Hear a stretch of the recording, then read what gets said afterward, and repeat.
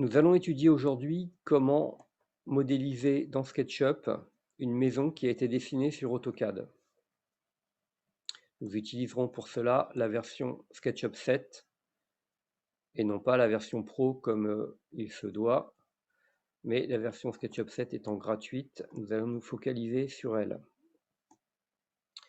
Pour commencer, nous allons éclater ce fichier, donc AutoCAD, en 4 fichiers correspondant aux 4 vues de cette maison. Pour ce faire, nous allons utiliser la commande wblock. Donc, écrire bloc. Vérifiez bien que vous avez coché convertir en bloc, ou peu importe, ou conserver. De toute façon, ce qui nous intéresse, c'est d'aller écrire dans un fichier le bloc correspondant. Donc nous allons faire choix des objets, sélectionner le rez-de-chaussée, je valide, choisir un point comme point de base, on va se fixer arbitrairement sur le coin en bas à gauche. J'ai envie de dire peu importe là en fait. Ici, au niveau du chemin d'enregistrement, nous allons nous mettre dans un dossier où nous sommes sûrs de récupérer nos fichiers et nous allons le nommer ici rez-de-chaussée. Et OK. Voilà, nous allons faire pareil pour le R+1. Donc, je rappelle la commande par un clic droit. Je choisis donc les objets correspondant au plan, R+1, point de base. Et ici, nous allons le nommer R+1. R+1. OK. Nous allons faire pareil pour la coupe bébé. Donc toujours pareil, choix des objets, choisir un point de base. Ici, nous allons parcourir notre dossier pour aller le renommer coupe bébé.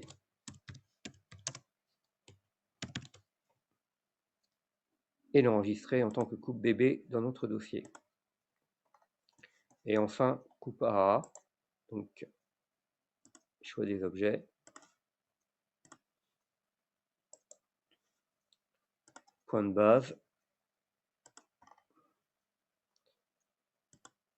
et je vais cette fois-ci l'appeler coupe AA.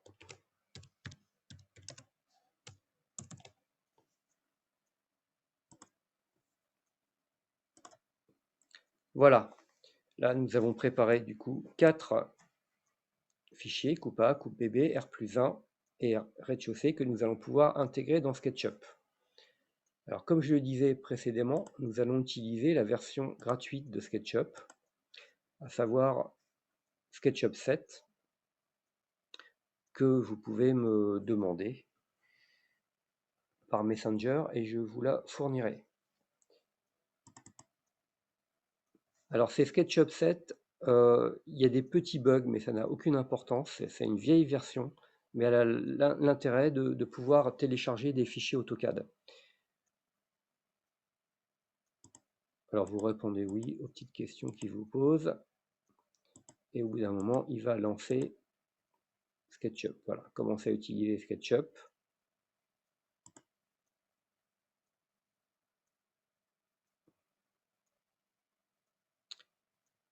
Donc nous allons pouvoir importer nos plans.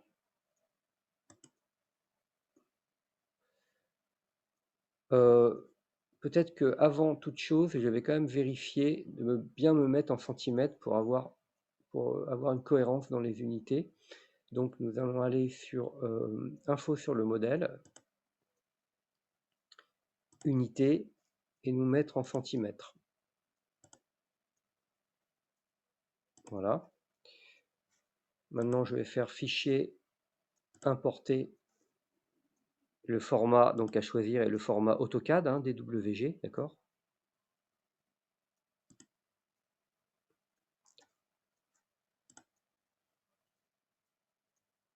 Je me rends dans mon dossier.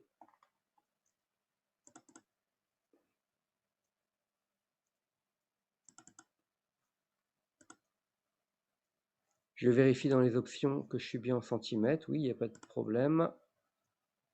Et je fais ouvrir. Voilà, petit message d'erreur, mais sans conséquence aucune.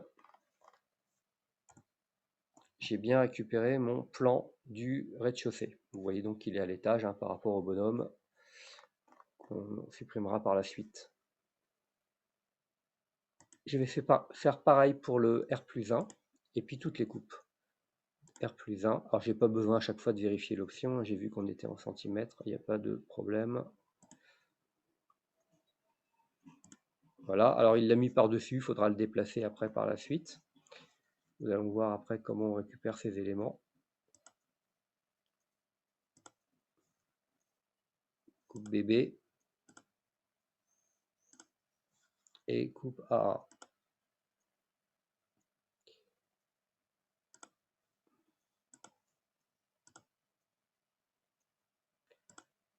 Voilà. Bon, une fois ce fichier, ces plans AutoCAD importés dans SketchUp, nous allons enregistrer ce fichier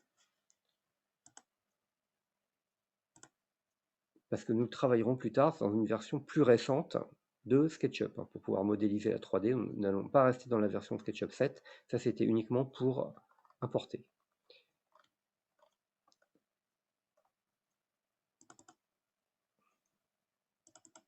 Et je vais la baptiser tpmob 0. Donc j'ai l'habitude pour première version de dire version initiale, version 0. Voilà, je peux maintenant refermer SketchUp 7 et ouvrir une version plus récente de SketchUp. Donc je travaille avec SketchUp 2017 en ce moment, puisque c'est la dernière version gratuite à laquelle on est accès.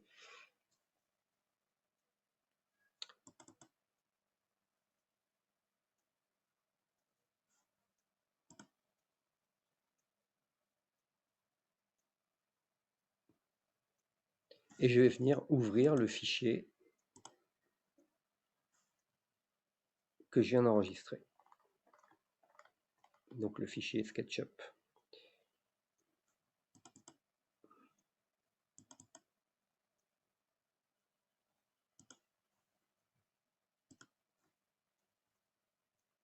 Voilà.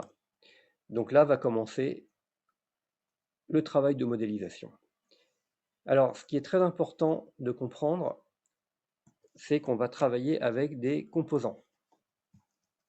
Donc déjà, je vais ouvrir ma palette.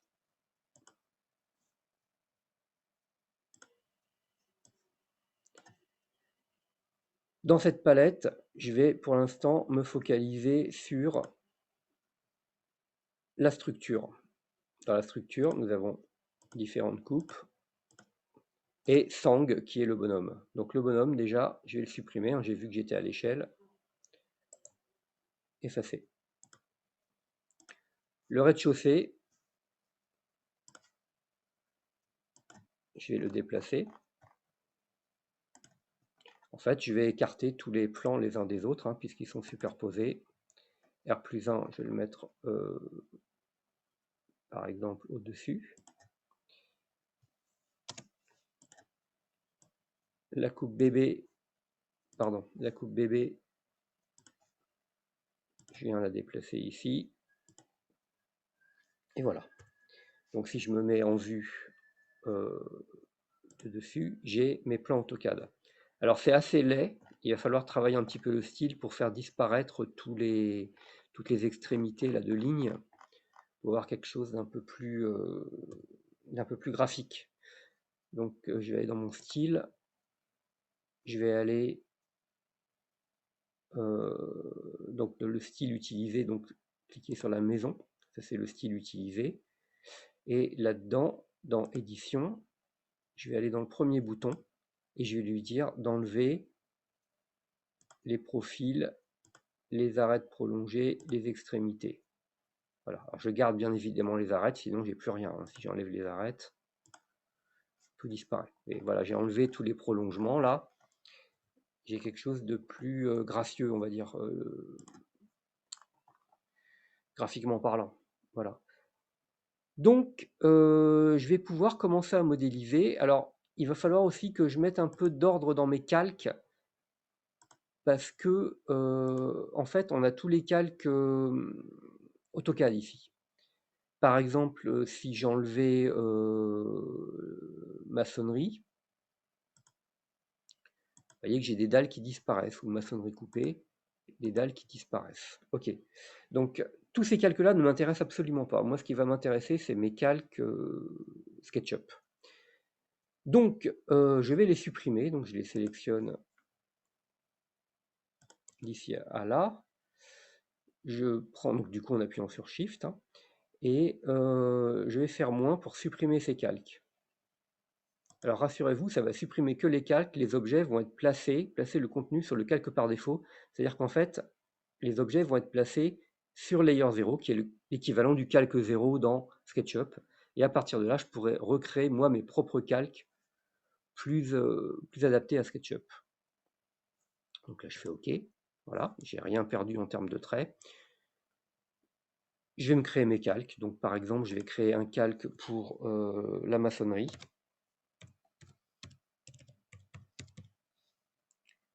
Alors j'ai fait une petite faute de français, mais c'est pas grave. Je vais créer un calque pour les murs. Et puis un calque pour les cloisons pour commencer. Je sais que j'aurai aussi des calques pour le toit, des calques pour les menuiseries, etc. Bon, une fois que j'ai créé ces calques, je vais commencer à modéliser. Par exemple, je vais prendre mon rez-de-chaussée.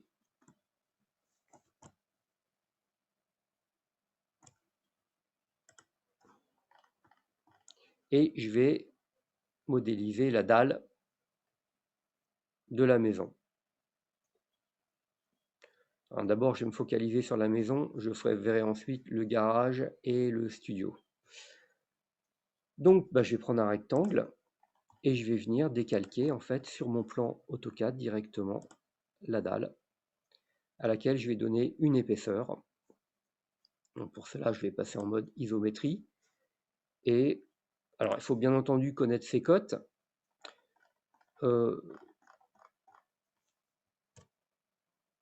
Sans connaître les cotes, le mieux, en fait, c'est que je vais placer...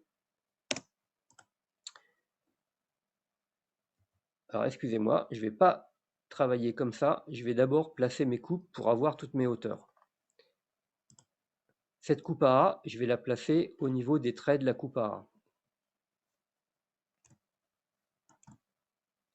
Donc, je vais lui faire une rotation. Pour ce faire, je vais prendre l'outil pivoter, le placer ici, utiliser mes flèches pour donner l'axe. Là, c'est autour de l'axe rouge que je vais la faire pivoter. Je clique à un autre point et je monte. Donc à 90 degrés, on est bien d'accord, l'angle s'affiche ici en bas. 90 degrés, voilà. Et il faut encore que je la fasse pivoter sur un axe vertical pour venir la placer là.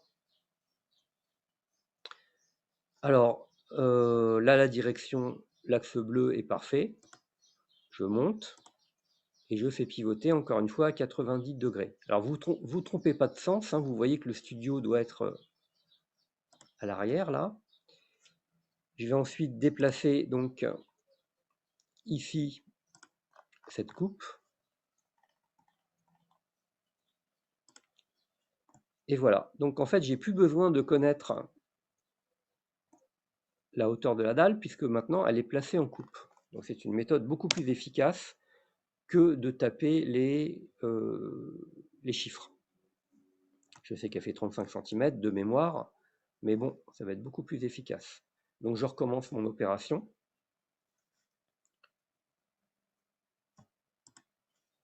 Je les sélectionne, je fais mon rectangle. Voilà. Et en fait, quand je vais pousser tirer, je vais me servir de ma coupe. C'est-à-dire qu'en fait, je vais me placer là et je vais pousser tirer jusque là.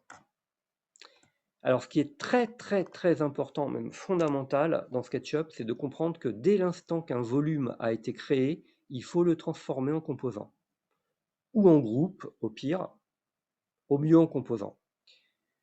Par exemple ici, en l'occurrence, je vais faire triple clic pour sélectionner tout ce volume avec ses arêtes et ses faces. Je vais faire un clic droit, créer composant, et je vais l'appeler dalle rez-de-chaussée. Voilà, donc il apparaît bien dans ma structure. Je profite du fait qu'il est sélectionné pour aller le placer dans le calque maçonnerie. Alors pour le placer dans le calque maçonnerie, il faut aller dans Info sur entité et ici changer de calque. C'est-à-dire là dire ça appartient au calque maçonnerie. Si j'éteins le calque maçonnerie, la dalle disparaît. Voilà comment on gère les calques dans SketchUp. Alors je pourrais continuer avec la dalle du studio, je pourrais attaquer les murs. Je vais d'ailleurs attaquer les murs pour vous montrer le principe.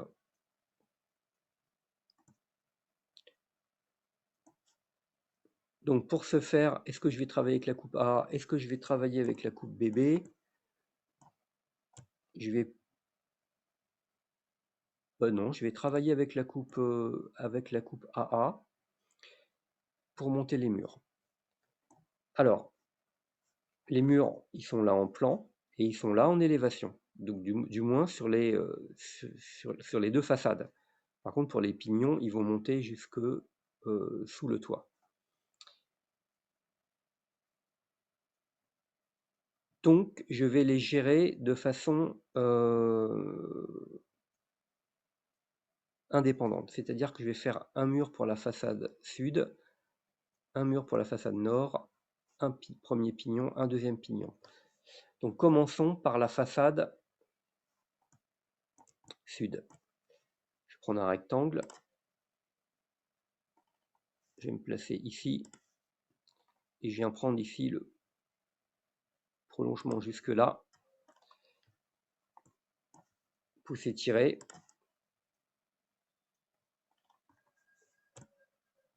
Et je vais monter jusque... Alors, jusque là. Mais en réalité, si je veux suivre le plan, il faut prendre cette arête et la monter jusque là. Donc, je sélectionne l'arête. Je prends l'outil déplacer. Et je déplace. Alors, j'ai sélectionné la face aussi. J'ai fait une petite erreur, excusez-moi. Donc, je suis en mode sélection. Je ne prends que l'arête. Voilà. Et là, je vais l'appeler mur sud. Hein, je crée à chaque fois un composant, n'oubliez pas à chaque fois que je fais un volume.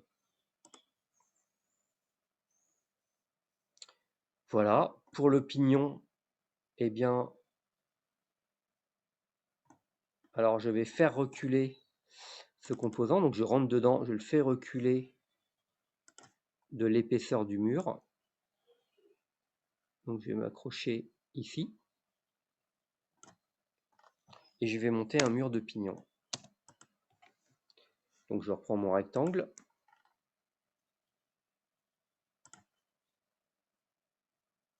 Alors vous avez des accroches, vous avez un magnétisme qui fait qu'il repère bien les prolongements d'arêtes. Donc il n'y a aucun problème avec SketchUp là-dessus. Alors là, c'est un peu particulier parce que du coup, je suis en train de faire un mur que je vais devoir tailler. Alors si je réfléchis, j'ai pas pris la bonne méthode. Il va falloir faire plutôt le mur à partir du profil ici.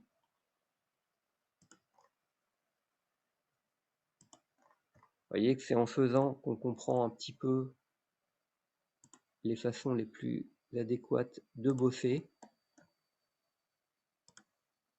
Et je viens rejoindre mon point de départ. Voilà. Je vais prendre mon pouce étiré. En fait, il faut savoir s'adapter à tout moment. Alors là, vous voyez que j'ai pas réussi à aller jusqu'au bout. Voilà, parce que j'étais pas bien placé. Je fais le tour. Je fais reculer mon mur jusqu'à... Alors je vérifie bien, oui c'est bon, voilà, jusqu'à l'endroit où il doit se placer. Je le sélectionne, triple clic, toujours pareil, créer composant, enfin clic droit, créer composant, et là je vais l'appeler pignon est, etc. Donc il va falloir faire le pignon ouest, le mur nord, de la même manière, et avancer comme ça petit à petit pour modéliser la maison. Pour faire les fenêtres, j'aurais besoin du coup de déplacer la coupe, de la placer ici pour pouvoir... Alors je vais percer une fenêtre pour vous montrer juste un percement. Mais avant toute chose, je vais quand même sélectionner les deux éléments que je viens de faire et les placer dans les calques. Il est bon de ranger au fur et à mesure qu'on dessine. Donc je prends le pignon est et le mur sud et je vais les ranger dans le calque mur. C'est vraiment SketchUp, c'est vraiment une question d'organisation, hein. Si je veux pouvoir travailler simplement par exemple sur les cloisons intérieures, je veux que tout soit dans les calques pour pouvoir éteindre les calques. D'ailleurs, puisqu'on parle d'organisation, avant de faire cette fenêtre, ce que je vais faire, c'est que j'éteins les murs, j'éteins la maçonnerie, et ces 4 plans-là, je vais les mettre dans un calque que je vais appeler, du coup, que je vais créer d'abord, que je vais appeler plan AutoCAD.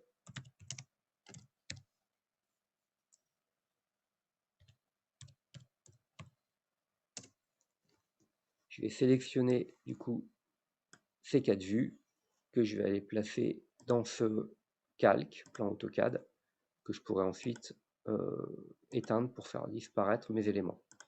Voilà.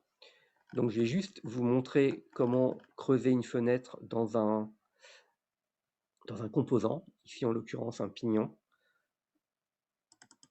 Je double-clique pour rentrer dans le composant, hein. Pour modifier un composant, il faut double-cliquer dessus.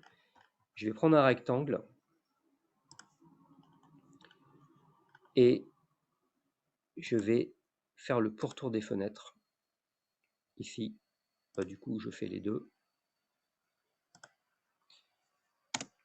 Puis je vais prendre l'outil pousser-tirer et je vais pousser-tirer jusqu'à l'arête. Voilà. J'ai fait mes percements. Je peux revenir, alors toujours avec la barre d'espace, je reviens à l'outil sélection, je clique à côté et mes percements sont faits. Si j'éteins le calque plan AutoCAD, j'ai mes percements.